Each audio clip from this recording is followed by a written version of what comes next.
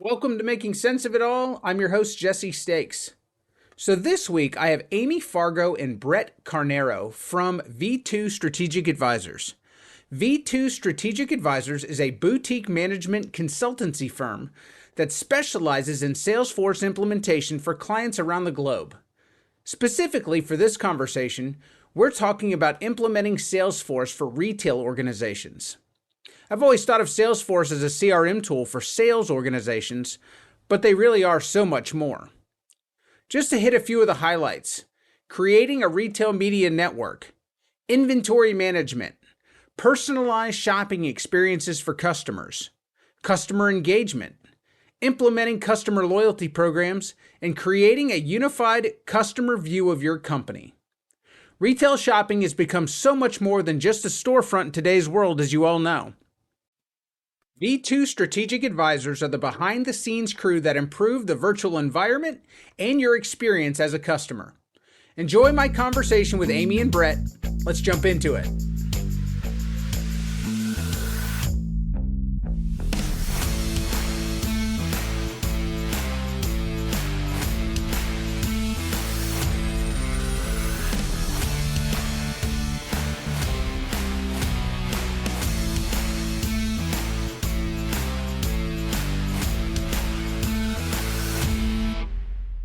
So, Amy, would you be so kind as to tell our audience what V2 Strategic Advisors does? Sure. First off, thanks for the opportunity to speak with you today, Jesse. We are a leading Salesforce partner in the media and entertainment industry and have been for over 17 years. We're one of the 5 global launch partners for Salesforce's Media Cloud Ad Sales Management. We provide advisory, implementation, managed services to customers across a number of industries, including retail. We go wall to wall with Salesforce, but our firm's focus on approaching business problems from a segment specific perspective is really kind of what's made us most successful as a systems integrator and as a partner. Wonderful. Brett, what Amy just said it's a lot. I mean, it's a whole, to me, I mean, when I hear that, it's almost overwhelming. So if you were to break it down into the simplistic for the person who's out there and they're just kind of, they're learning about it for the first time, what does that mean to the layperson out there?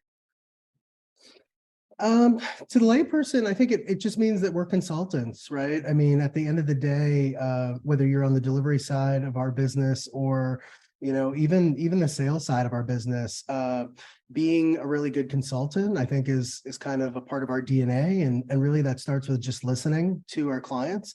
Oftentimes I feel like we're almost like doctors in a way where, the reason we're talking is something's not working at your company, right? It's some part of the technology that you're using isn't performing the way it should be, isn't supporting your team, in the manner it should be. And so when we come in, we don't try to just assume that we know where the issue is, right? We haven't seen anything. There could be a lot of things. A mechanic would never do that with your car. They'd be the best mechanic if they could do that. But you got to ask the right questions. You have to meet the client where they are initially, and then get into the weeds of what's going on and asking the right questions, and then from that, and sometimes multiple people too, right? Multiple departments. You have to, depending on the business process that is also kind of underneath there. It's going to involve multiple teams, multiple people. Gaining consensus, and then trying to bring to the table a solution, and explaining it along the way, providing the education so that you're bringing the client along for the ride, and they understand it. It's not something that feels foreign, or here's this company and they want to do something. I didn't understand it because it was a lot of jargon, but that's what they want to do. It's I think we try to see the people first. We try to really listen to the individuals, and that's been one key to our success. I think taking a little bit more of you could call it a boutique approach if you want, but just taking a little bit of a slower lead into the client, and just making sure that we're meeting the mark and exceeding on expectations is really big for us. Very good. Well, and Amy, I think that a lot of people, when they hear the word Salesforce, the first thing that they think about is a CRM tool or a customer relationship management tool. And I think that kind of stops there sometimes. Their understanding of it, they think it's just putting information in so that people can track them as salespeople. But Salesforce does quite a bit more than that. And that's where you guys are helping businesses integrate, correct? Correct. Yeah, Salesforce provides a number of different products, solutions to various industries. You know, it could be finance, HCM, benefits. It's a number of different industries: retail, telecommunications, communications. There are a lot of different industries out there, and that's where Salesforce products and services can be tailored and customized specifically for a large enterprise organization. And that's where that consulting comes in, where we really try to understand the customer's business inside and out from various different departments. We typically hold workshops that could be 1 or 2 days within a company or enterprise company, where we will sit in a boardroom and speak with various departments and teams to really understand their business and a day in the life of that specific person on that specific team, and feel what their pain points are and get a sense of what their business needs are. And then we come back to the table with, okay, this is what we heard, and this is what we propose would be the best way, whether it's an iterative approach, a phased approach, a big bang approach. It really depends on the customer's needs and what they're looking to do. So it definitely takes a lot of consulting and advisory to make sure that we're aligning with the customer on their needs, and what are their revenue goals for the year or next year, and what are they trying to achieve. Sure. Well, and Brett, I feel like a lot of y'all's job, it's almost like being a translator. And we're not translating essentially from English to Spanish or any other language, but programming really is its own language altogether. And I'll be honest with you, I mean, I deal with a Salesforce or other programs like that on a regular basis, but I have no idea what is underneath the hood. And so you really are, when Amy's talking about going and having an interview and talking to these business owners or these companies about what they need or what they're looking to get out of the software, it truly is like being a translator and trying to understand what they are intending to mean and putting it into a language of software. Yeah, exactly right. Most of the people, sometimes, we're lucky enough to, in those workshops include, somebody who's more technical on the client side, and we can have those, technical, conversations together. But most of the time, you're absolutely right. Translating, the business requirements into sort of the more technical specs, if you will, that's a big part of what we do. But, I think there are a lot of different shops that can do that in a different way, that do that in a different way, and maybe don't bring the client along for the ride. And so, oftentimes they may feel like, okay, they're coming back and, they've just put this, document in front of me, and I'm supposed to do this, but I don't know where to start. And it's again all about really listening, making sure that you're bringing them along for the ride. Ongoing education, I think it's something we try to impart on the folks that we work with. It's something we do for ourselves all the time. I mean, right? Sharing thought leadership, not necessarily the thought leadership that we're producing, although we do produce thought leadership, but reading all the articles about a specific product, getting into the weeds with our product teams that are working with the product, so that even if there's something we don't understand, we don't need to speak the language completely, but we need to understand the mechanics of it and what the implications are for maybe other systems or other concerns that they have. So yeah, just creating that level playing field and creating that common language, just to go back to the metaphor here. But it makes a big difference. And we've seen that people refer to, V2, I think, after working with us, and say, you really are a partner, not a, some extra help that we brought in, which I think, they've felt with other firms, that don't, take the time to get to know them, take the time to listen to them. We try to take a different approach. Yeah, I think it's great. And I mean, I kind of liken it, you can have a CPA as a business that all they do is do your tax returns. And so they're just taking, they're essentially a vendor who's taking something off your plate. Or you can have a CPA firm that is truly a consultant that's actually helping you run your business in a more efficient and better way. And that's what it sounds like you guys are doing, is you guys are actually partnering with your clients and helping them run in a more efficient and better manner. Amy, I'm not going to ask you to divulge any client information. All parties can remain anonymous, but do you have any favorite stories about how you guys have helped one of your clients, compete better in the marketplace or be more efficient, drive more revenue to their bottom line? Yeah, absolutely. We have several.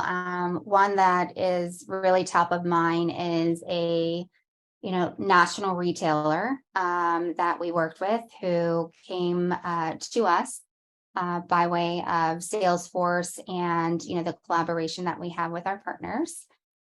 We worked with Salesforce and this national retailer.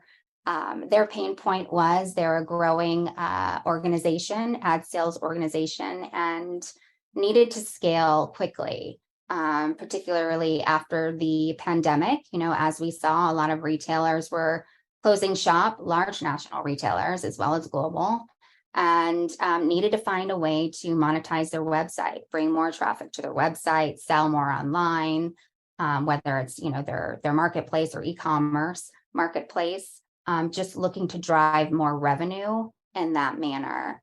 They were bringing in revenue, I think that was around 300 million, and were able to scale to over 1 billion in revenue within 1 year after we integrated and implemented their systems and platform. So, they were an organization that had 5 people that were running their ad sales organization, and didn't have the bandwidth internally to hire more people, but needed to figure out a way. How do we do this? How do we compete with, Walmart or Amazon? And how do we bring more traffic to our website to monetize? We're really happy and proud of this story. That's really cool. I think sometimes people get focused on, we've done business this way, we've always done it that way, and it's been successful for us. And then they wake up one day or they blink, and then all of a sudden, the landscape has changed. The culture in which people buy has changed, and I think COVID was it kind of ushered that in much quicker than what people had planned. And, Brett, can you talk to me a little bit about how COVID has impacted y'all's business as far as accelerating things or making people more aware of going digital and what that's going to mean to the bottom line for their business? Yeah, it's really had an interesting effect. In many ways, I think, as Amy was alluding to, it in some ways slowed things down. And then I think, and at the same time, it sped other things up, right? So like anybody who was thinking about doing that digital transformation and maybe hadn't had the chance to do it yet, or was still considering their options, they started to feel the pressure because they knew they were, kind of late. You're dead in the water if you didn't have it. It was almost like you're dead in the water if people can't walk into your store. And then it was, like, who's even around, right? We've heard about service problems in other parts of business, but who's available. Some of these products are more nuanced, like Media Cloud. There are only a handful of partners in the world, quite frankly, that can, really use that product. And so, where people, I think what it's done to or what we're seeing on our sales side is a lot more conversations, more volume of conversations, but the sales cycle itself is taking longer. It's involving more people. People are being more thoughtful about how they're spending their dollars. They want to make sure that if they're going to do this digital transformation, or as Amy mentioned, retail media networks are becoming, all the rage with retailers in general, in that space. So they want to, they just want to make sure that, they have a partner that speaks their language, understands, the marketplace. Again, it's about making them feel comfortable. And again, I think it goes back to, like, not just asking them what the immediate need was at the time, which of course was, we need to make more with less kind of. But what are the goals then beyond this pandemic and maybe a looming recession or something like that? And, what can we do? So more volume, because I think more people are like, yeah, we need to investigate that digital transformation option. Or, we've been thinking about this. We've never ripped the Band-Aid off. Let's have that conversation now. And then the longer sales cycle, because they're just being more thoughtful, more conservative.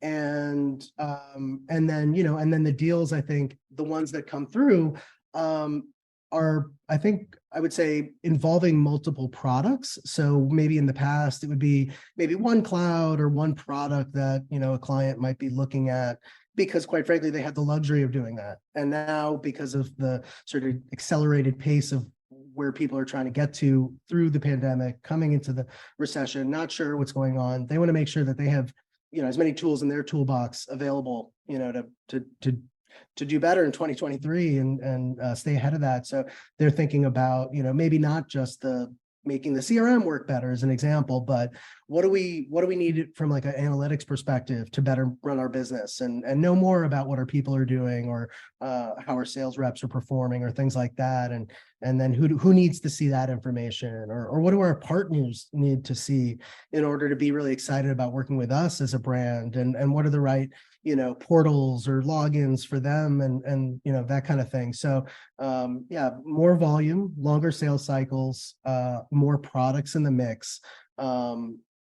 And so, I think those are some of the ramifications we've seen.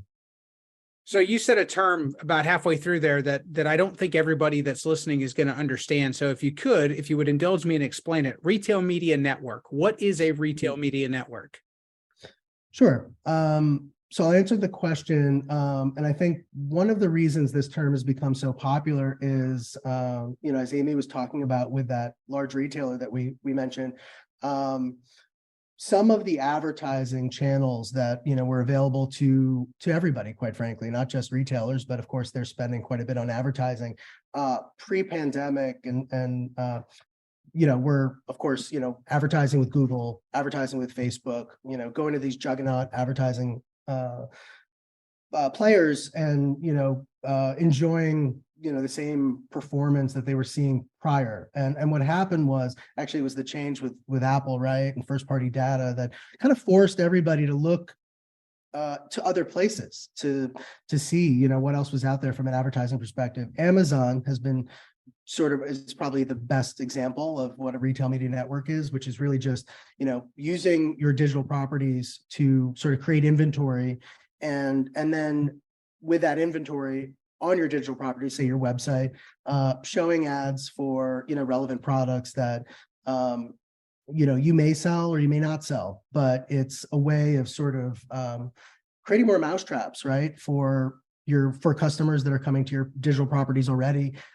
If you think about a lot of big brands that are out there, and I think one other maybe trend we saw just in retail, and actually I think all across business, was during the pandemic, a lot of mergers and acquisitions, right? So you have these portfolio brands kind of taking in a lot of smaller brands, but what they're able to do also is increase the number of digital properties that they have, because that Sure. brand had a website or maybe a few websites, and so now this portfolio brand's maybe got 30 or 40 websites. They've got lots of inventory available to essentially create their own retail media network, and then invite other advertisers and publishers to kind of play there and generate advertising dollars, and that's been something that for a lot of people was and still is very powerful for finding alternate ways of generating revenue now that the multiples from Facebook aren't returning as they used to.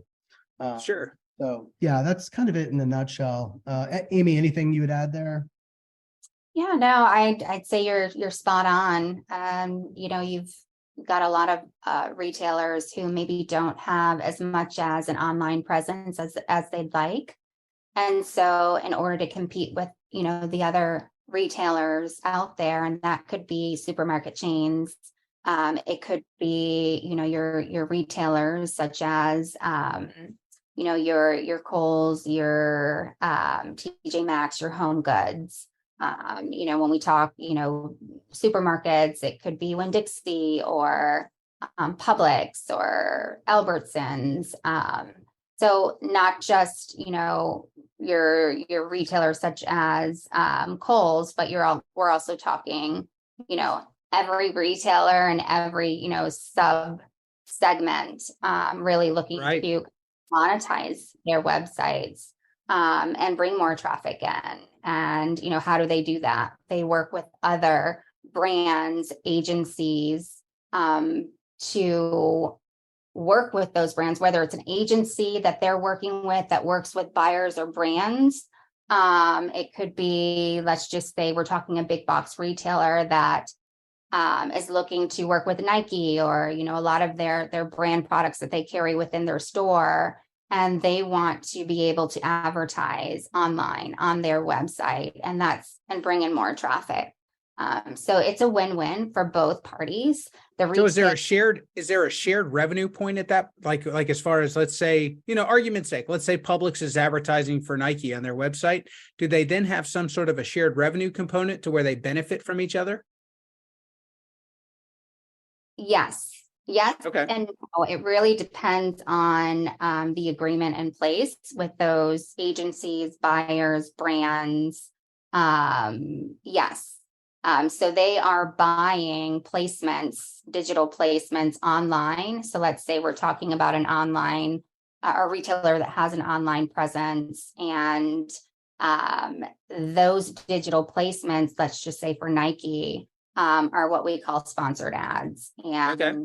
Nike pays the retailer for those sponsored ads to bring in more revenue for Nike. Did I say that correctly, Brett? You did. Yeah. Well, and I feel like it's, some of it people think about and they say, there's so many ads, there's so much noise around what I'm looking for online anymore. But at the same time, to your point, if people's websites or if companies' websites become more intuitive and they understand what you as a shopper are looking for, and they put better choices in front of you. I mean, I'll give you a good example. I mean, I was shopping, I wasn't even shopping, but I was looking for a jacket, a new jacket. And I found probably 5 retailers ended up hitting, like, kind of advertising to me, probably because of my searches and everything else. But I ended up finding a very nice leather jacket that I was looking for. And I wasn't even looking for the advertiser. The advertiser essentially ended up looking for me, but price point wise and quality wise, it ended up being a much smaller retailer that I would have never found if they didn't find me. So there is truly a consumer benefit to that as well. It's not just a benefit for the business side, but it's also a benefit for us as consumers in the sense that we get introduced to products and services that we would have never found on our own. Absolutely. And that, essentially is what we call like customer loyalty, and how do we retain our customers, and how do we attract them and retain them by putting the right ads in front of them and retargeting with, specific ads or products that you're looking for. No doubt. Yeah, and I think what's happening underneath there, Jess, that's a very that's a great observation. And that's one thing that we talk to clients about, is that, not only is this going to be a great new revenue source for you, but your customers will appreciate it, right? Because of exactly what you're saying. And a lot of that has to do with, I won't go too deep into the weeds there, but a lot of what's happening there is, with those changes that Apple made, the advertisers had to think or kind of come up with a different way to reach audiences and try to do so in a thoughtful way, so that they're not wasting ad dollars. And so brands are trying to figure out how to better leverage a lot of the first party data that they've been able to collect over the years. A lot of these retailers have been in business very long time, many years, decades for some. And so if you think about the silos of data that most companies have, Sure. And you ask yourself the question, am I leveraging this data in the most effective way? Most are not, right? And that's not, because they're not smart or whatever, it's just just their job. There's That's yeah, not, and I there's, mean, and there- they're a retailer. They're not a data expert where that's your job. yeah. But it is impressive to talk to these companies and sort of be where we are to sort of see that across the board. More and more of these companies are hiring the folks from the advertising agencies that they used to work with in order to bring some of those skills in-house No doubt. and sort of kickstart their own internal version of that, because every company has to become a data company. If they're not doing that already, they're already behind. But how can we use the data that we have to delight our customers, through whatever advertising that we're doing? How can we actually pair our data with other advertisers to even get to more fine-grained audience segments, so that we can delight you even more as you're looking for that next set of golf clubs, or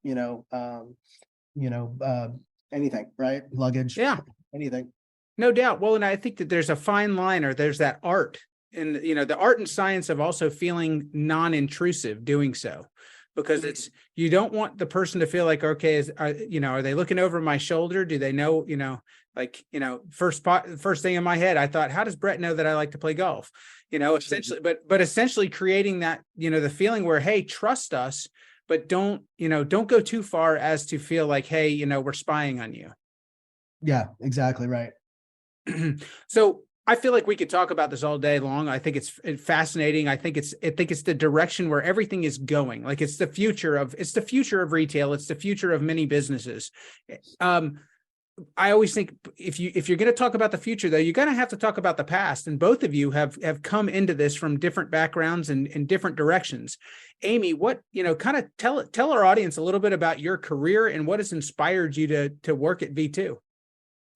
Yeah, absolutely. That's a loaded question, Jesse. You can take it in parts. Yeah, no, I'll start back in, 1995. Gosh, now I'm kind of telling you how old I am. I started off working in the telecommunications industry, working for the first GSM provider called And for our audience, what is GSM?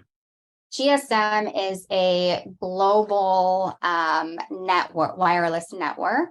Okay. And GSM is essentially, when you think about the SIM cards that are in your phones, that's basically a SIM card that works on GSM technology. Awesome. Yes. And so we were the first aerial communications to come out with that technology within the United States back in 1995.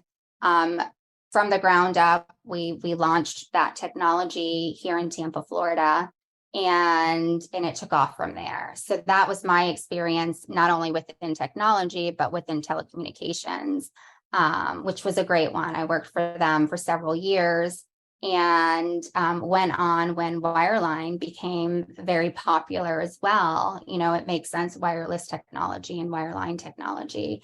Went on to work for some of your larger, well-known global telecommunications companies like AT&T, Sprint, and Nextel. So you've been in the technology space for most of your career. Like, you've had a passion for it for quite a while. Yes, I have. Whether it comes down to like software or hardware, I love the technology. I love learning. I love educating on what that technology means to a business owner and how it can make them produce more revenue, learning more about their industries, and then sharing kind of my expertise and how I would fit in and consult with businesses on how we can help them with technology. Very cool. Brett, what about you? What brought you to V2, and where, like, how did you get here?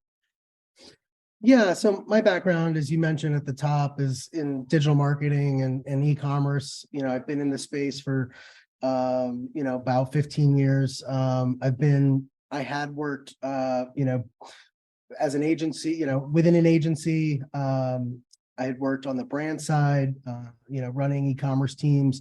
I had even been out on my own as a consultant. And I just as you introduced me, you mentioned like strategist and consultant. Like, really, those are the two sort of things for me that in any of the work that I've done, I really try to, I kind of naturally come from that place. I think about the big picture. I think about market forces. I think about competition. I try to advise, and just provide a little bit more context for, why we might be talking in the first place, and then even look in the future and make sure that, I think we do this too at V2, where we don't want to maybe, the problem you called us in for maybe isn't even the right problem. Maybe there's another problem, or maybe if we fix this problem, there'll be another problem in like 6 months, and then you're going to call us back and you might be upset, right? Or so really zooming out to really understand, like if we were to talk to a client today as an example, it's January. We're not going to just say like, well, what's wrong with X? We're going to ask probably a bigger question, which is, what are your goals for 2023? Sure. I kind of hopped over the question, but I got connected with V2. I was running my own consultancy out of basically like a WeWork up here in Portsmouth, New Hampshire. I was working with a lot of startups to help them scale their e-commerce efforts. And so with that, a lot of strategy and thinking about the brand and the brand identity, which is a lot of fun. I really enjoy, that side of marketing too, some of the let's call it softer creative, things. But my area at this workspace just happened to be next to one of the members of our executive team at V2.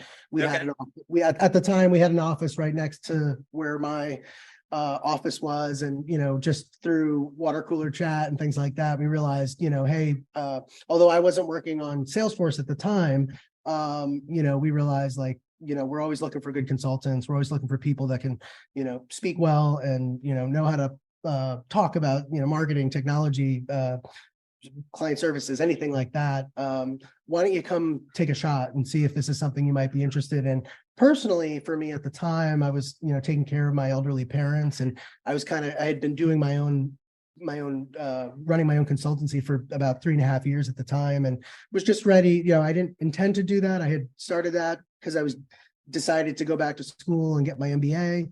And so I started doing the consulting on my own as a way to just, sort of supplement the income I wasn't getting at the time.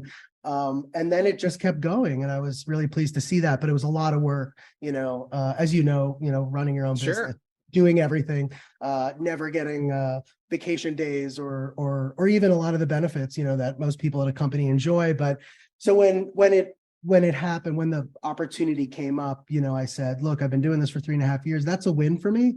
I was making good money, but I was kind of also like, I want to get back with some peers. I want to get back with some colleagues. I want to keep learning and growing, and so getting back into an agency with V2, seeing the opportunity to learn the Salesforce ecosystem. I'd actually used Salesforce products in the past. Commerce Cloud, of course, Sales Cloud as well. But this gave me an opportunity to, kind of face a new challenge and get into a new ecosystem. And yeah, it's been great. Very cool. I feel like that again, it's just like anything else. I think, confused minds say no. When you have such a large elephant to eat, people always ask how to eat an elephant. It's one bite at a time. And you guys are truly helping people integrate very large technology platforms into their existing businesses, large businesses, people that have been around a long time, that have a great product and a great service, but maybe they're not where they need to be in 2023.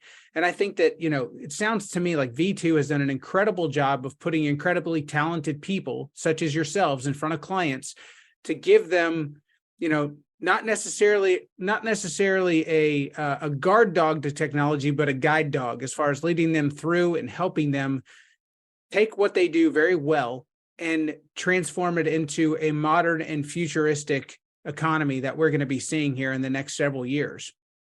Amy, if people want to learn more about you and about V2, and they want to have a conversation about possibly integrating with their business, where can they find you? They can find me on LinkedIn, or they can, email me, amy.fargo@v2sa.com. Or they can go, directly to our LinkedIn profile page, which is V2 Strategic Advisors. Plenty of places to find myself and Brett. but, absolutely happy to consult with other businesses or even educate other, executives that are looking to learn more about our industry. We do a lot of education and what we call enablement sessions for retailers and, just for other executives that want to learn more about what we do. Well, I certainly thank you both for being on the show. I feel like I would love to have you back on. I feel like we could dive into each topic, kind of, take it again, a bite at a time. There's just so much to this. Thanks again, both of you, for being on the show. No, thank you for having us. I'll tell you what, we covered a lot of ground in a short amount of time in our conversation today. One of my biggest takeaways is that there's a lot of work that needs to be done, and you need to have a wide net if you want to compete in the retail space these days. That's going to be a wrap for us today. I want to thank Amy and Brett for joining me. I'll catch you guys next time.